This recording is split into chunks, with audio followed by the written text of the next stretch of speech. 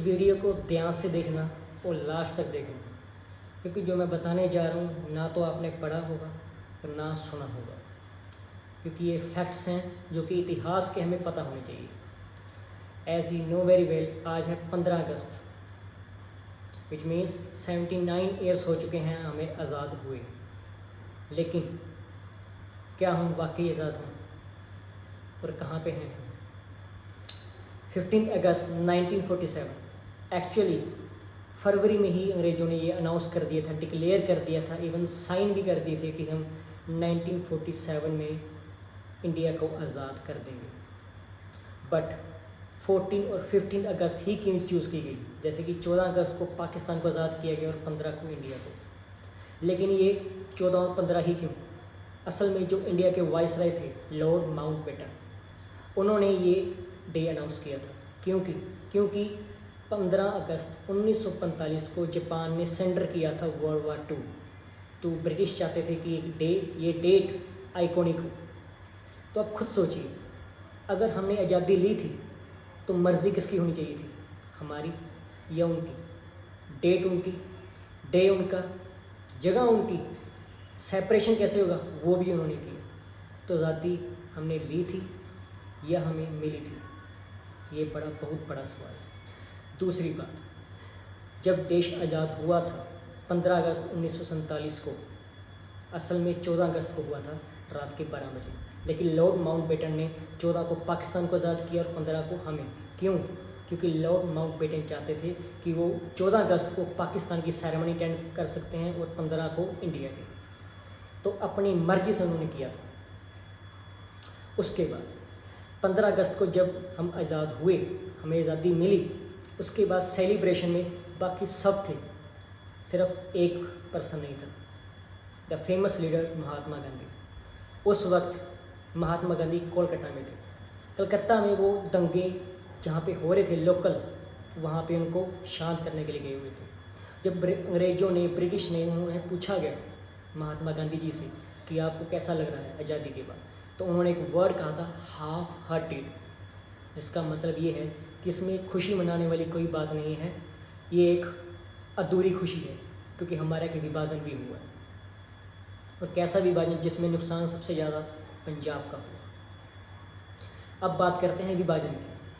आपको क्या लगता है कि विभाजन ये यूं ही हो गया था कि पाकिस्तान वालों ने सामान उठाया ट्रेन पे निकल पड़े? नहीं, ये एक डील हुई थी कि जब पाकिस्तान आज़ाद होगा तो इंडिया को उसके बदले 75 करोड़ रुपए देने पड़ेंगे, 20 करोड़ एडवांस और 50-55 करोड़ बाद में। लेकिन जब आज़ाद हुआ तो हमने 20 करोड़ तो दे दिए थे, लेकिन अगर मैं बात करूं उस 75 करोड़ की आज की वैल्यू में, तो उसकी वैल्यू है 1 लाख करोड़, और हमने 20 करोड़ वैसे दे दिए थे। जो बच गए थे आज़ाद होने के बाद, सेपरेशन होने के बाद, पाकिस्तान डिमांड कर रहा था कि बाकी पैसे भी हमें ब्रिटिश पाउंड में, ब्रिटिश करेंसी में दी जाए। लेकिन हमारे लीडर्स ने मना कर दिया था। जानते हो क्यों? क्योंकि पाकिस्तान लगातार कश्मीर में अटैक कर रहा था, टेररिज्म बढ़ रहा था। तो हमारे सुप्रीम लीडर्स उस वक्त के सरदार पटेल, उन्होंने रोक दिया था, उन्होंने मना कर दिया था कि अब हम कोई भी राशि, कोई भी सहायता, कोई भी हेल्प इनको नहीं देंगे फाइनेंशियली। लेकिन महात्मा गांधी जी अनशन पर बैठ गए थे। वो कह रहे थे, ना मैं खाऊंगा ना मैं पीऊंगा जब तक पाकिस्तान को उनके पैसे नहीं मिलेंगे। क्योंकि उनका ये सोचना था कि अगर हम पैसे दे देते हैं तो क्या पता उनके मन में बदलाव आ जाए। अब ये डिसाइड आपको करना है कि ये सही था या गलत था। हर बात के दो पहलू होते हैं। उसके बाद सबसे इम्पोर्टेंट बात, जब आज़ाद हुए थे, चाइना हमारे 2 साल बाद आज़ाद हुआ था 1949 में, और हम 1947 में। और आज चाइना कहाँ पे लीड कर रहा है बताने की ज़रूरत नहीं है। लेकिन ये क्यों? क्योंकि चाइना में एक सिंगल पार्टी रेवोल्यूशन आया था और इंडिया में पावर शिफ्ट हुई थी। आप सोच रहे होंगे पावर शिफ्ट का मतलब कैसे? हम तो आज़ाद हुए थे ना? नहीं, हम आज़ाद नहीं, हमारी पावर शिफ्ट हुई थी। जो काम पहले ब्रिटिश की तरीक़ों से हो रहे थे, वही काम आज हम वैसे ही हो रहे हैं जैसे ब्रिटिश करते थे। हमारा कॉन्स्टिट्यूशन वैसा का वैसा चल रहा है। जब संविधान लिखा जाना था तब संसद में सबसे बड़ी बहस हुई थी कि हमारा संविधान सबसे यूनिक होना चाहिए, जैसे कि हर देश का है। लेकिन नहीं, वहाँ पे doctor B are Ambedkar ji ने कहा था कि नहीं, अगर हम अपना यूनिक संविधान बनाएंगे, कॉन्स्टिट्यूशन लिखेंगे, तो उसमें कम से कम एटलीस्ट 8 to 10 ईयर्स लग जाएंगे। लेकिन तब तक हमें बाकी फॉरेन पॉलिसीज़ को जैसे फॉरेन में होता है उसको फॉलो करना चाहिए। तो आप खुद सोचिए हमारे पास अपना यूनिक है क्या। तब से लेके आज तक वैसे ही चलता है। तो ये बात ये नहीं है कि कौन सही था, कौन बुरा था, कौन अच्छा था, कौन सही था, कौन गलत था। बात है आज हम अगर आज़ाद हैं तो हम क्या रहे हैं, क्या हम अपने देश को वहाँ तक लेके जा रहे हैं जहाँ तक सोचा था।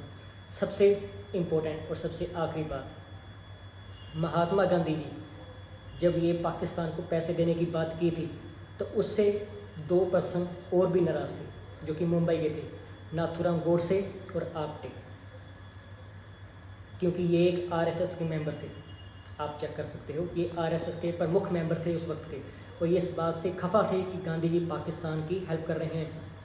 तो इन्होंने प्लान बना के शाम को गांधी जी के पास गए। जब गांधी जी आरती करने जाते थे, इन्होंने उनके पैर छुए और गोली मार दी। 3-4 साल बाद इनको भी सज़ा हुई, फांसी की सज़ा हुई, ये भी मर गए। लेकिन आज भी ये सवाल है कि नाथूराम गोडसे ने क्यों मारा था। इसी वजह से, क्योंकि उनको लगता था कि गांधी जी उनकी हेल्प करते थे। लेकिन क्या आपको लगता है 100 साल पहले हुई कार्रवाई, कोई वारदात, जब ना तो आप वहाँ थे ना मैं वहाँ था, तो क्या हम उसको जज कर सकते हैं कि कौन सही और कौन गलत, और वो भी सच जाने बिना। सो होप सो आपको वीडियो अच्छी लगी होगी। तो ये कुछ ऐसे फैक्ट्स थे जो बताने चाहिए थे, शायद सबको नहीं पता होता।